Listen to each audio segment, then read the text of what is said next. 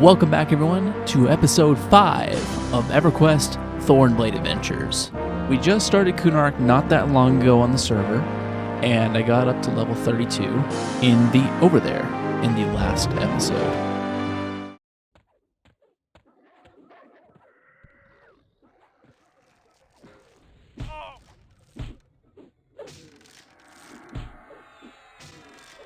So picking back up, we still had the 4th of July experience bonus going on, 76%, and I really wanted to grind out levels while I still could. One of the benefits of 2-boxing is it's really easy to form a group around your characters. I got the pulls, DPS, and heals covered. Anyone else is just extra and helping me kill quicker. So I found an open spot in the Overthere and invited people in. Didn't really matter who I got. I just needed some extra warm bodies to make it go quicker. This group is pretty solid as well. Pulls are really easy here, and pulling is arguably the most important role of a group. Great pullers understand pacing. Ideally, there should always be a mob in camp that the group is beating down, because any time between mobs is missed experience. So a puller will generally get a feel for a group's killing speed within the first 5 to 10 minutes, and then they'll pull off the current mob that the group is beating down when it'll just about be dead by the time the next mob's in camp. So there's always a mob in camp. And for this group, they're killing pretty quick, so I pulled up around 50% to go find the next mob. Some groups are quicker, others are slower. Pullers have to adjust, and they also have to keep an eye on group resources. Slow it down a bit, or stop pulls if your healer's out of mana or your tank's having issues. And pullers also control how many mobs come at a time. So depending on the crowd control capabilities of my group is how I will pull. On the monk, I try to only ring one at a time, unless there's an enchanter. Any solid group should be able to handle one mob at a time and never need downtime. On my bard, though, I always try to pull about 2 to 3, because you could actually mess. I could keep some locked down, and it's really exhausting to always pull single. It's a lot quicker just to pull multiple mobs at a time and just mez it in camp. Unfortunately, while I was here, the outpost guards came out. And around nighttime, a few dark elf guards from the evil outpost will roam the road. And they'll often get very far off course because they'll kill anything in sight. So they'll get distracted by a mob and just keep killing in a certain route as mobs spawn there. And they somehow wandered into a group right on the wall and snuck up on my shaman, killed my shaman. And another thing too is they also will chase people that are good faction. And these people run straight for the ramp, and straight for the Skyfire Mountain zone out. And these guys run super fast, so often they'll pull the guards right onto groups. So be very careful of the guards in the Overthere if you do plan on coming here. But I ended up getting to level 36 here, and the experience really started to slow down, so I wanted to go check out some other spots. One of the most popular grouping areas, from the teens up to even the late 40s, is Guck. The ruins of ancient Guck are a vast array of tunnels that connect between the ruins themselves and the upper tunnelways that eventually lead to the Inithul Swamp. It is also the battleground between the living Froglocks, led by the Froglock King, and the undead who have taken over most of the deepest ruins, led by their Ghoul Lord. So the trick to getting down to Lower Guck from Upper Guck is basically just to keep right. Unfortunately, I can't give the zone a lot of justice. I don't have a lot of footage, but I wanted to go here to see if I could find a group camping Assassin and Supplier. The camp where the mob drops the Guise of the Deceiver, the pre-nerf, all-class usable Dark Elf Illusion Mask. Unfortunately, no one was really here at that camp. The zone was largely abandoned, but I saw this other monk with 2 other higher level characters, and I asked them if I could join. So this person, they ended up pulling, got some nice experience here, some drops. I think the 15 strength belt dropped twice, actually. But this guy's cleric got overloaded and died. He was pulling so much that the cleric ripped aggro by the heels and just got wrecked. And then he had to run it back with no so. And by that time, I think he just did a /Q/quit, and it appeared to go link dead whenever you do that, just to get out of the group. I waited a bit and then just moved on. And after that, there really were no groups I could join, and pulling singles here was out of my ability, so I couldn't really duo it comfortably, so I left.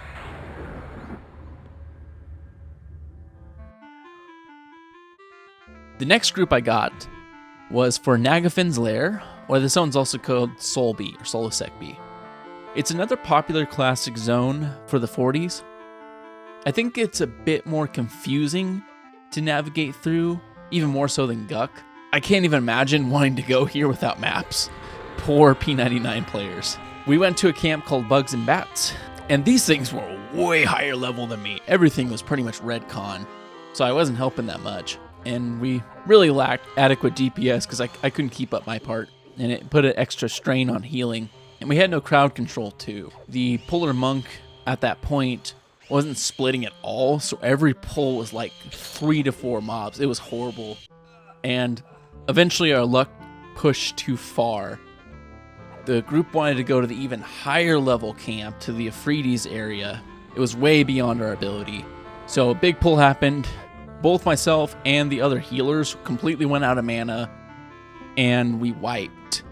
And the damage shield on some of these elementals we were trying to fight was horrible too. It was just shredding my hit points trying to damage them. But that monk who was pulling, he left after the wipe, and I took over pulling, and it got a lot better. I'm pretty good at bringing only 1 to 2 mobs at a time, so it made the group pretty safe. But when we lost that monk, we lost pretty much all of our major DPS, so we were lacking even more. But we got lucky with some spawns. We had a stone spider and a noxious spider. And actually, the noxious spider here dropped a flowing black silk sash. So this special loot system here on the Thornblade server, it lets name mobs drop loot from other zones, other similar level named mobs. So flowing black silk sash just dropped in lower Guck, but he got it off a noxious spider. It's pretty awesome. I didn't get it though. So I ended up getting to level 40 here on the shaman, but the group broke up before I got there on the monk. So I ran over to Ocean of Tears and got that ding for him.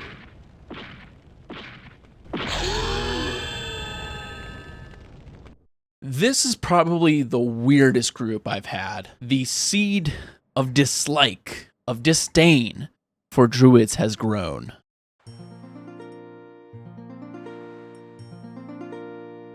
The Ocean of Tears is a vast expanse of saltwater that lies between the continents of Antonica and Fadewar. A boat makes frequent trips between the Butcherblock Mountains and Freeport, taking travelers of all types over the ocean. The vast expanses of ocean are punctuated with many small, isolated islands, hence the name Ocean of Tears, as if the islands were teardrops. Each of these islands is a world unto itself, and the intrepid explorer can travel between them by using the canoes that are piled up on the shores of some of the more populated islands. This zone has a lot of different level camps from the teens up to the late 40s. One of the most popular is the Seafury Isle, which has these giants that are great for the late 30s and early 40s. And I picked here because I wasn't finding any groups, so I had a duo for experience. And this zone really wasn't that competitive, not many people here, and it's a quick run.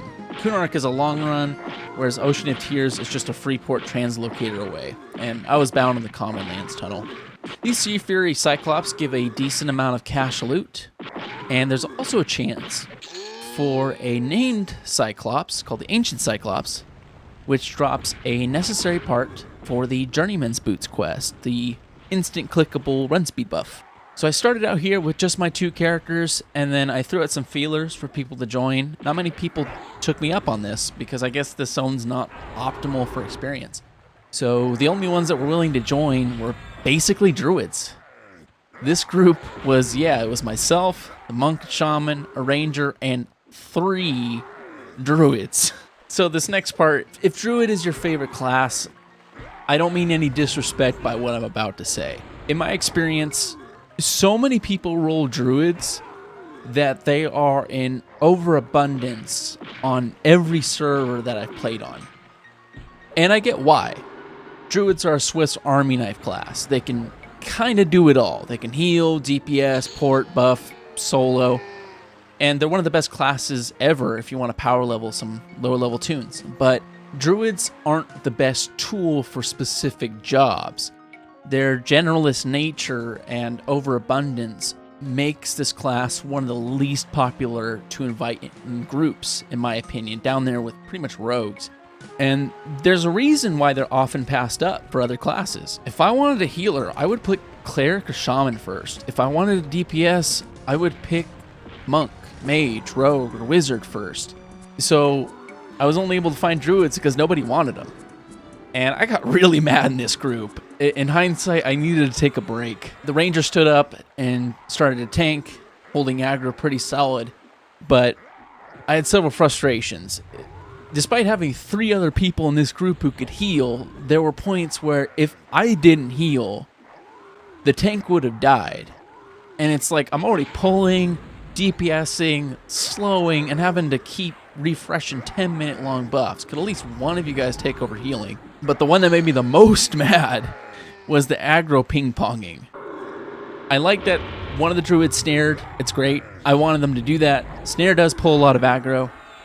But on top of Snare's aggro, one of them used a spell called Immolate to DPS quicker. That's the one I had an issue with. The Immolate spell, it's a flame lick line spell. They really pull aggro. When you put that with Snare, get ready to tank. It's really a ranger's go-to combo to rip aggro. And these mobs are just constantly running around, switching targets, and I was having to chase it with my monk. Anybody who's dealt with aggro ping-ponging, who's played a tank or a DPS, know how irritating it is. But it's not to say that I'm innocent either. Whenever I slow on the Shami, slow builds a lot of aggro. I tend to rip it, but now when I play on the Shaman, I make a point to stand next to the tank when I cast slow. Because even if I rip aggro, like I usually do, nobody has to chase the mob down. That's the most irritating part of aggro ping-ponging. And I think one of the druids was even AFK for most of the time. He was just leeching the experience. So at the end of this group, I got to 41, but I was glad to be done with it. Most of my next few days I spent in Carnors Castle, but right outside is a popular zone called the Dreadlands. The Dreadlands is the name given to the harsh lands surrounding the ancient Carnors Castle. This area includes an area of forest inhabited by the Draconids, as well as the edge of a massive glacier extending down from the mountains. Buried within a secluded valley is an ancient outpost of the Combine Empire.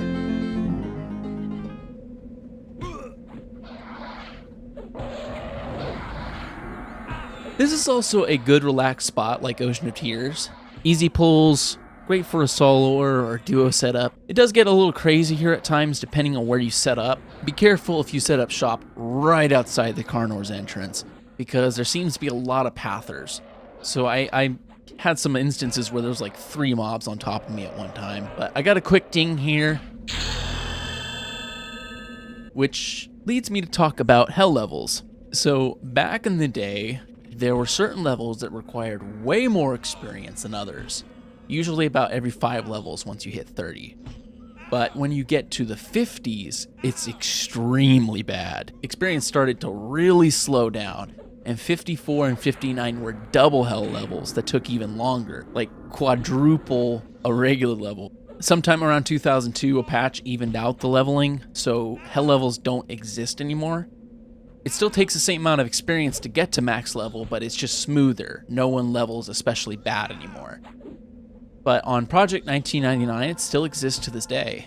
And on early patches of P99, some classes and races even face experience penalties that can go up to 60%, so you earn even less experience on top of it. But fortunately, on these time lock progression servers, with all the convenience features that have been added in, leveling is nowhere near as bad. People on these servers have been able to get to max level in like 24 to 48 hours of playing. Now, speaking of experience, quest reward experience is still bad here. One of the quests people do is the Drollvarg Fang quest. You just take out Drollvarg in Dreadlands, Karnors, Firion of Eye, turn them into an NPC, Captain Neolith and Firion of Eye, and then you'll get some experience and food. The food was nice. Barbarians eat quickly, so it helps out. For the rest of my time in double experience, I leveled up in Carnors Castle in the LCY camp, or left courtyard, a great spot for the 40s. Carnors Castle stands bleakly in the center of the Dreadlands. Once one of the major military establishments of the Ixar Empire, it now stands in ruins. The inhabitants within are maintained in their unholy life by the eternal Ixar vampire, Veneral Sathir. I had a couple different groups here over a few days. All of them were generally pretty solid, but Kritoris, this rogue, was a general constant. This guy gave me some pretty good surname suggestions, so it is now quit EverQuest or divorce, and don't play Nickelback. So thank you for helping me come up with those. The name mobs here in Karnors, they dropped a lot of loot, as is nice on the special TLP server, and pulling wasn't that bad either. But trying to get singles exclusively would have taken too long, so having crowd control here makes Karnors a lot better. Root also worked okay for times without an enchanter. Some of these mobs are a pain to deal with. Some are casters that will heal their buddies or root you, and you really got to stun them or the fights will just go on and on and on. They'll keep healing themselves. But I had to focus more on playing the shaman here than the monk. Having to slow, keep up buffs, mallow the charm pet, root adds, candy back mana, healing, it took a lot of attention. So it made it a lot harder to really play the monk other than just pulling on him and auto attack AFKing. I learned how candy dancing works. So like I mentioned in a previous video, cannibalization is a spell that lets shamans directly convert hit points to mana. And there's a way to even further maximize mana regeneration as a shaman. So every 6 seconds or so, there's a server tick, and everyone gets an uptick in their mana and hit points. But if you're sitting down, it's even bigger. So what you can do on a shaman is called candy dancing. You sit, wait for the server tick, cast Cannibalize, and then sit back down again to get that server tick bonus, and then cast Cannibalize again, so on and so forth. So you can really get mana back quick, but it's quite involved. You have to pay attention to what's going on. And it was hard for me to try to maximize my DPS on the monk or even look at my tank's health bar, but it was quick to get mana back, that was for sure. But one of the most nail-biting parts of this group was when I was recording, playing on my shaman, and we just had 7 minutes of straight chaos. So this left courtyard camp isn't clean. It has several spawns within it, and you can get caught off guard and get overrun with respawn after respawn in this camp. And to put icing on the cake, we didn't have a Mezzer in this group. So Root was the crowd control. The cleric was having to run around, I was having to run around, throwing out roots and backing off, and I was having to slow things, throw out some heals, cannibalize when possible. Man, it got pretty tight, but we handled it very well. But over the course of a few days, I did a bit of trading in the Common Lands tunnel. So for the monk, I got 2 of the best weapons outside of using the fists and the epic. I got an adamantite club and stave of shielding. Can't use the procs until 50, but the damage boost is huge. These weapons have a great ratio. And I also got a flowing black silk sash for some haste. And I really started to see why monks are a top tier DPS class. With these weapons and the extra haste, I started to just shred mobs. And on the shaman, I bought some of their Kunark class gear, jaundiced bone armor. In Kunark, many classes get signature armor quests that have interesting clickies, and the best part of these clickies is they're all mana free in a time when mana is especially tight. So I think Rangers, Shadow Knights, and Clerics probably have the best clickies out of all the classes.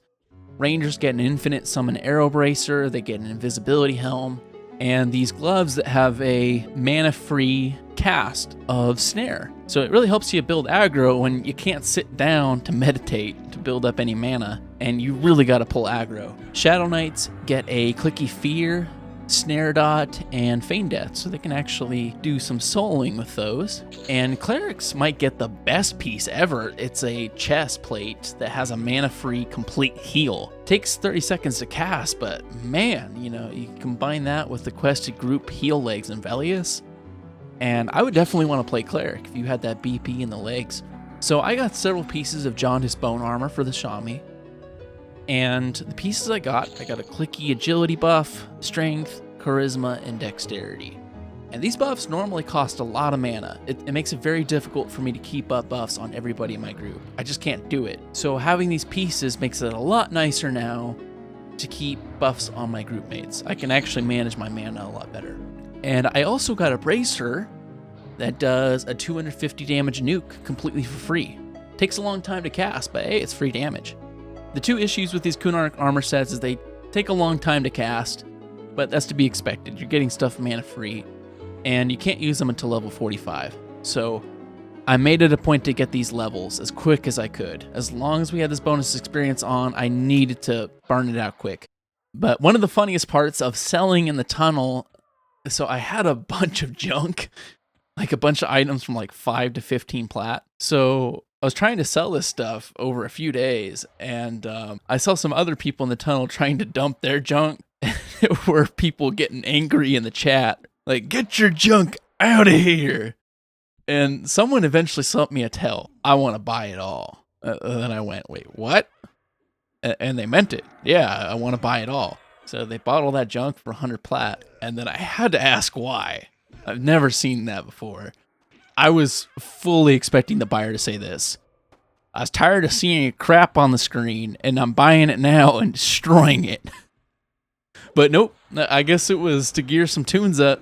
He said he didn't have the money to waste, so is what it is. But I actually did it. Bonus experience stopped right around when I got to 46 in the monk and 45 for the shaman. Two huge levels. The shaman can finally now use that jaundice bone gear to save mana on buffing, and he also gets a much better heal spell. And the monk now has triple attack at level 46. So now he has a chance to swing 3 times on an attack instead of just 2. DPS was already great, but now it's just going to go wild. And also getting to level 46 gives you access to the planes, Plane of Fear, Plane of Hate. So thank you guys all for watching. I will see you in the next one. Let's try to get to 50.